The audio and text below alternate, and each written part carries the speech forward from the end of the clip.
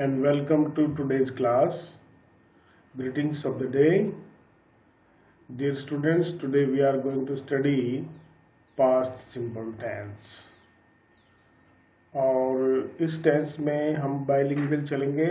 आपकी सभी जो प्रॉब्लम्स हैं उनको इसमें सॉल्व करने का प्रयास करेंगे। I am Ramakant Sharma, principal who is presenting this lesson, और निश्चित रूप से आपको ये चीज़ समझ में आएगी। So without wasting our time let us proceed. जो भी अपना इम्पोर्टेंट आप पॉइंट्स इसमें लिखना चाहें, आप अपना पेन और पेपर अपने साथ रखें and let us proceed. So first of all we are going to discuss the sentence structure in past simple tense. देखिए, मैंने आपको बताया था कि 4 प्रकार के वाक्य होते हैं: अफर्मेटिव, नेगेटिव, इंट्रोगेटिव और इंट्रोगेटिव नेगेटिव। तो यहाँ हम एक एक प्रकार के वाक्यों के सेंटेंस स्ट्रक्चर के बारे में बात करेंगे। तो सबसे पहले हम बात करते हैं अफर्मेटिव सेंटेंस का, जो सेंटेंस स्ट्रक्चर है उसकी। यहाँ ये सेंटेंस स्ट्रक्चर इस तरीके से है: सब्जेक्ट प्लस वर्ब की सेकंड फॉर्म प्लस ऑब्जेक्ट। इस तरीके से ये हमारे सामने आएगा। पास्ट सिंपल टेंस की खास बात यह है कि इसमें वर्ब की सेकंड फॉर्म का यूज किया जाता है। तो let us have some examples here. Each customer bought several pairs of shoes. Each customer is subject और जो बॉट है वो वर्ब की सेकंड फॉर्म आ गया। तो ये अपन ने यहाँ पर देखा है। See one more example. The narrator stepped into that shoe store. The narrator subject हो गया और स्टेप्ड इनटू जो है वो वर्ब की सेकंड फॉर्म हो गई। और इसके बाद में let us see one more example. He saw that girl at the college gate. He subject है और सी की सेकंड फॉर्म सॉ इसमें सेकंड फॉर्म जो है वो व्यक्त कर रही है। ये हमारे सामने इसका सेंटेंस स्ट्रक्चर था। अब देखिए, इसका एक रूल जो मैंने आपको पहले भी बताया था वो है कि इसमें जो second form of main verb is used in past simple tense, specially in affirmative sentence. ये यहाँ पर ध्यान देने की बात है कि जहाँ आप वर्ब की सेकंड फॉर्म किसी टेंस में देखते हैं तो आप तुरंत ये अंदाजा लगा सकते हैं कि ये पास्ट सिंपल टेंस होगा। आपको यहाँ पर इसको बहुत गहराई से समझना है। और late us proceed towards the next type of sentence structure, और ये होगा आपका negative sentence.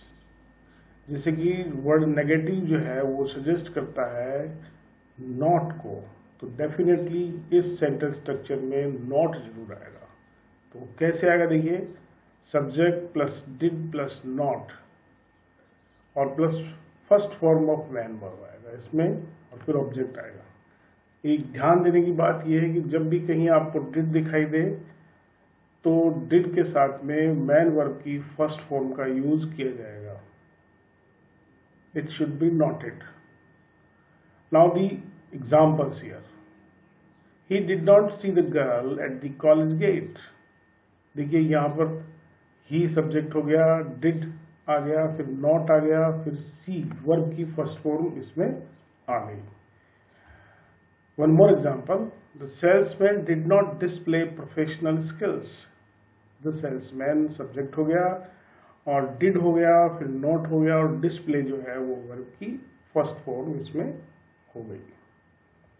One more example. He did not like my answer. Like verb की फर्स्ट फॉर्म आ गई और did not आपका इसमें हो गया। ये आपने नेगेटिव सेंटेंस स्ट्रक्चर को यहाँ पे समझा है। अब आप शायद लिख रहे होंगे।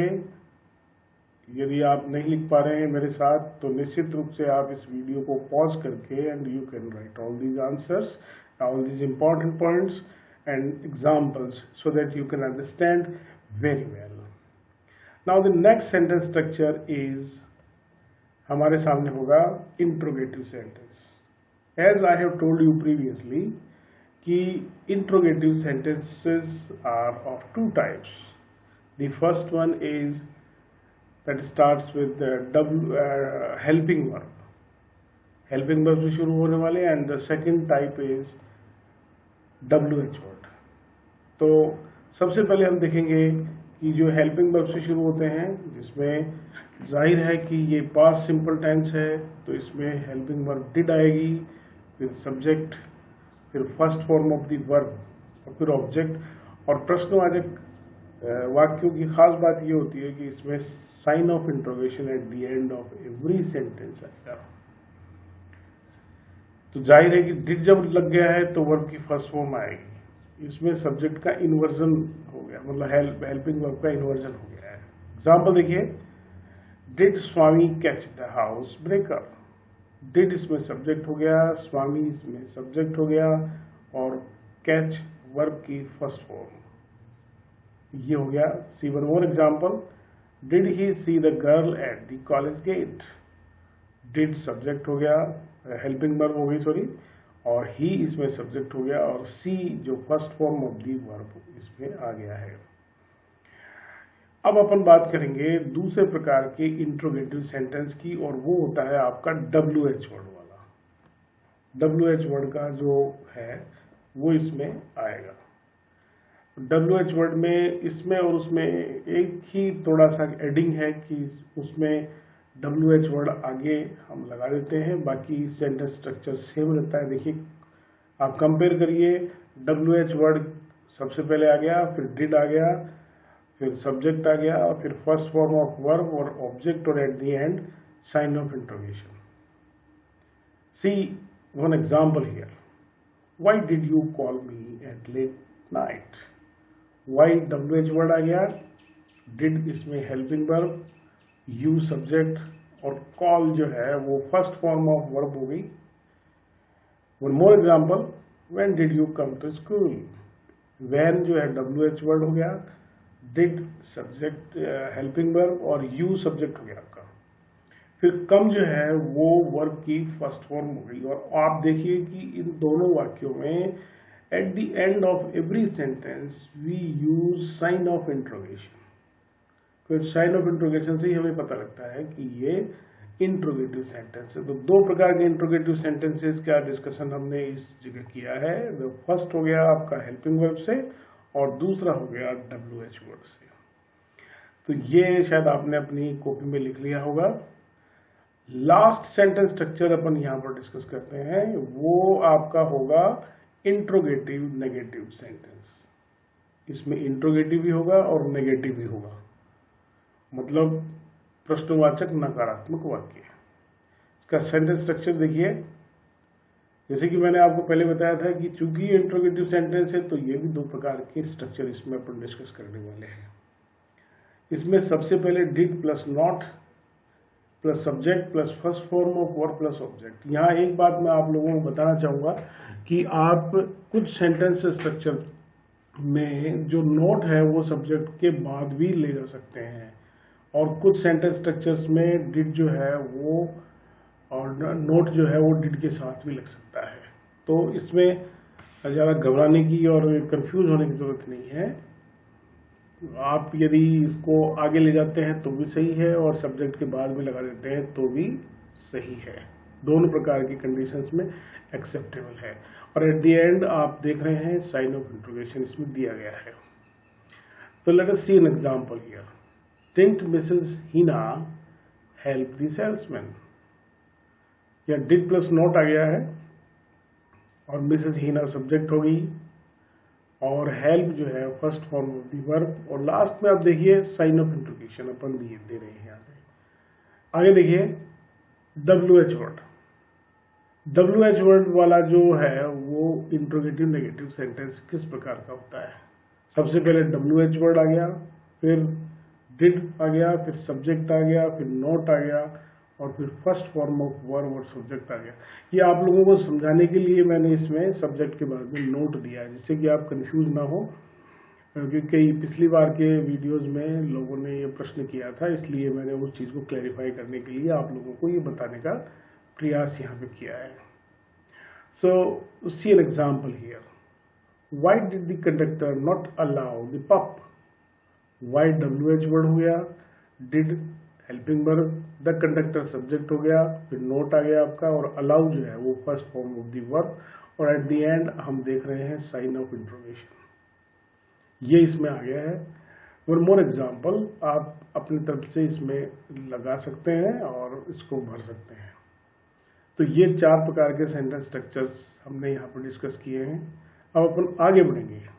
आगे हम बात करेंगे इस टेंस के यूसेजेस क्या हैं, कहाँ कहाँ हम इसको यूज कर सकते हैं।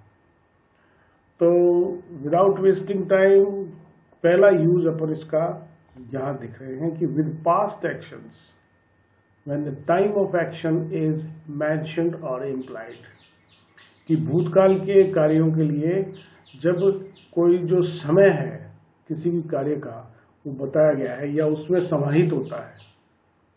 यहाँ एक बात आपको ध्यान देने की ओर है कि यहाँ पर हम एगो, यस्टरडे, लास्ट, प्रीवियस आदि एडवर्ब्स का प्रयोग कर सकते हैं।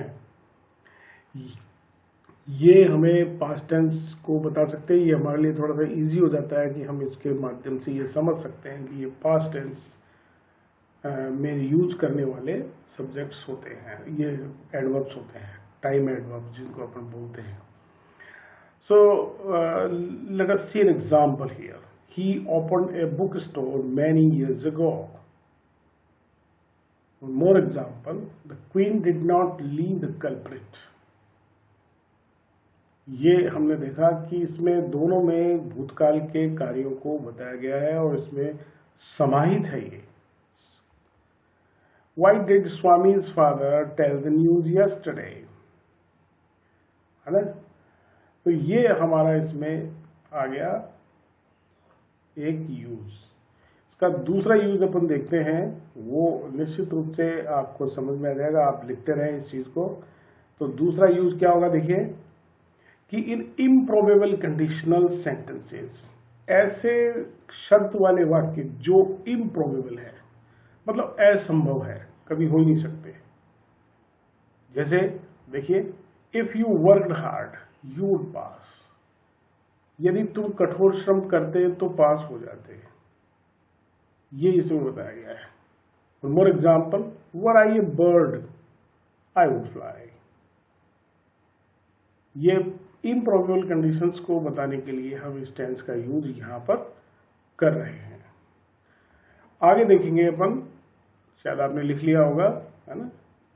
तो आगे देखिए, आगे आपका आएगा कि to denote a state, state यानी दशा, स्थिति, उसको बताने के लिए हम पास्ट सिंपल टेंस का इस्तेमाल करते हैं, जिसमें हम वाज और वर्ब का यूज करते हैं। ये ध्यान देने की बात है। कैसे, देखिए, ही वॉज स्लीप, वह गहरी नींद में था। दे वर ऑन द स्पॉट, वे उसी जगह पर थे। यहां पर एक खास बात मैं आपको बताना चाहता हूं कि जब आपको किसी क्वेश्चंस, प्रश्न में, मान लीजिए परीक्षा में आपको बी वर्ब दिया गया है और पास्ट टेंस भरने के लिए कहा जाता है, तो आपको यहां पर पास्ट टेंस बी का पास्ट हो जाएगा वाज वर। यदि हम बी को देखते हैं तो बी के जो है फर्स्ट फॉर्म में इज एम आर आ जाता है और इसका सेकंड फॉर्म वाज वर आ जाता है और थर्ड फॉर्म बीन आ जाता है। तो यहाँ पर ये खास बात देखने की है। जैसे वो अपन लिखते हैं ना, once there was a king, एक बार एक राजा था। तो उस चीज को, ये स्थिति यानी डिनोट को, जो है स्टेट को बताने के लिए हम इसमें इसका यूज कर रहे हैं। So let us proceed towards the next one. इसका एक और यूज अपन यहां पर कर रहे हैं और वो है कि टू एक्सप्रेस पास्ट हैबिट, भूतकाल की आदत को बताने के लिए हम यूज टू का प्रयोग करते हैं। टू एक्सप्रेस पास्ट हैबिट, भूतकाल में कोई आदत आपकी रही हुई हो। जैसे इसमें देखिए आप कि he used to carry an umbrella when he was in London, कि जब वह लंदन में था तो अपने साथ एक अम्ब्रेला रखता था। ये उसकी आदत थी, क्योंकि वहां कभी भी बारिश हो सकती है, इसलिए वो बारिश से बचने के लिए अम्ब्रेला रखता था। One more example, we used to swim when we were in Rishikesh, जब हम ऋषिकेश में थे तो हम नहाया करते थे, तैरा करते थे, क्योंकि वहां तो पानी था। तो इसलिए हम तैरा करते थे। तो हमारी भूतकाल की आदत को बताने के लिए ये इस्तेमाल इसमें हो रहा है। तो यहाँ पर ध्यान देने की बात है कि यूज्ड टू का इसमें यूज अपन करेंगे। ये आपके लिए एक महत्वपूर्ण चीज मैं और लेके आया हूं कि आपने ये सारे टेंस को पढ़ लिए हैं चारों, तो आपने क्या पढ़ा उस चीज को जांचने के लिए अब हम आपके लिए एक वर्कशीट यहाँ पर ला रहे हैं। और इस वर्कशीट का खास बात ये होगी कि हम आपको एक प्रश्न का आंसर पहले देंगे। पहले हम आपको प्रश्नों के आंसर जो है वो साथ के साथ बताया करते थे। अब की बार हम ये चाहेंगे कि आप जो है आंसर बाद में हमारे आंसर से चेक करें। तो सबसे पहले हम एक कॉलम में प्रश्न लिखेंगे और दूसरे कॉलम में हम आंसर लिखेंगे। तो आंसर वाले कॉलम में आपको मैं पहले प्रश्न का उत्तर बताऊंगा जिससे कि आपको समझ में आ जाए, और उसके बाद में आप जो है वो लिखेंगे। देखिए क्या होगा इसका कि लास्ट ईयर द गवर्नमेंट, और फिर खालिस्तान हो गया, and new legislation to check pollution, और इसमें इंट्रोड्यूस वर्ब को भरना है। लास्ट ईयर द गवर्नमेंट, अब इसका आंसर क्या होगा, देखिए इसका आंसर ये हो जाएगा introduced. Last year the government introduced a new legislation to check pollution.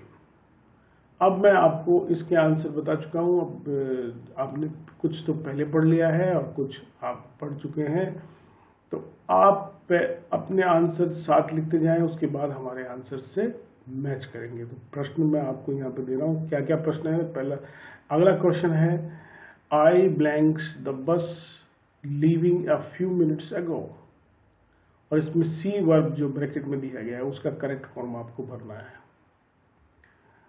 The water in the pond blanks last night, और फ्रीज वर्ब है उसका भरना है। जैसे कि मैंने आपको बता रखा है कि पास्ट टेंस की वर्ब का यूज ही आप इसमें करेंगे, पास्ट सिंपल का।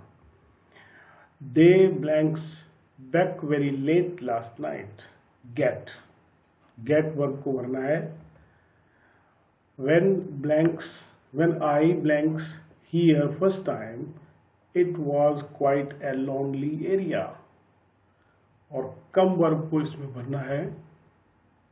yesterday I blanks you twice but blanks no response, अब इसमें एक वर्ब है रिंग और दूसरी है गेट, इसको भरना है आपकी करेक्ट फॉर्म में। अगला देखिए India blanks freedom in 1947, get verb की सही फॉर्म को आपको इसमें भरना है।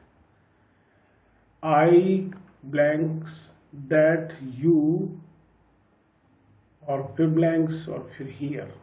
फिर देखिए नॉट नो जो है उसके साथ क्या वर्ब लगेगी उसको भरना है, और फिर बी वर्ब जैसे कि अपन पहले डिस्कस कर चुके हैं वो आपको इसमें भरना है। फिर where blanks you blanks this knife, और वर्ब इसमें फाइंड दी हुई है। और लास्ट आप देख रहे हैं शुरुआत से ही yesterday I blanks home at 8 AM and blanks back at 12 noon। फिर लीव और गेट दो वर्ब आपको इसमें भरने हैं।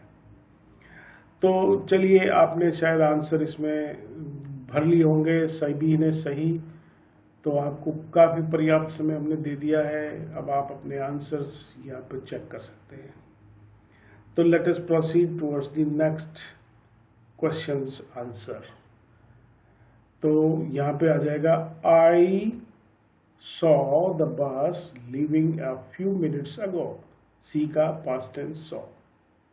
नेक्स्ट देखिए the water in the pond froze last night, freeze का फ्रोज हो जाएगा। फिर they got back very late last night, get का गॉट हो गया।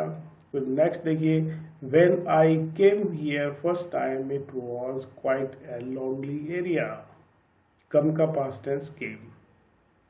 फिर नेक्स्ट हो जाएगा yesterday I rang you twice, ring का रैंग हो जाएगा, but got no response, get का got हो गया। नेक्स्ट है India got freedom in 1947। Next है आई डिड नॉट नो। देखिए नॉट नो आ गया है तो डिड नॉट आ गया। दैट यू ब्लैंक्स और बी, जैसे मैंने आपको पहले बताया था कि इसमें जो कंडीशंस को बता रहे हैं, स्थिति को, स्टेट को बताने के लिए, तो इसमें यहाँ पर बी का पास्ट टेंस हो गया वर। फिर नेक्स्ट देखिए where did you find this knife, और लास्ट आप देखेंगे yesterday I left home at 8 a.m. and got back at 12 noon। तो ये आपके वर्ब्स थे। निश्चित रूप से आपको ये सारा का सारा लेसन समझ में आया होगा and I hope you have written it. Thank you for watching. निश्चित रूप से हमारे सभी वीडियोस को आप लाइक कर रहे हैं और अपने दोस्तों को आप आगे आगे बताते रहें। ये इस पीरियड में जब आपकी क्लासेस नहीं लग रही है तो आप निश्चित रूप से जितना आप प्रयास कर सकते हैं करिए। We are there with you. आप कमेंट बॉक्स में अपने मोबाइल नंबर भी डाल सकते हैं, हम आपसे कांटेक्ट करेंगे एंड आप हमें निश्चित रूप से अपनी समस्याओं से वाकिफ करवाते रहें। मैं भी मेरे मोबाइल नंबर या आपके कमेंट्स का समय समय पर जवाब देता रहूँगा। Thank you.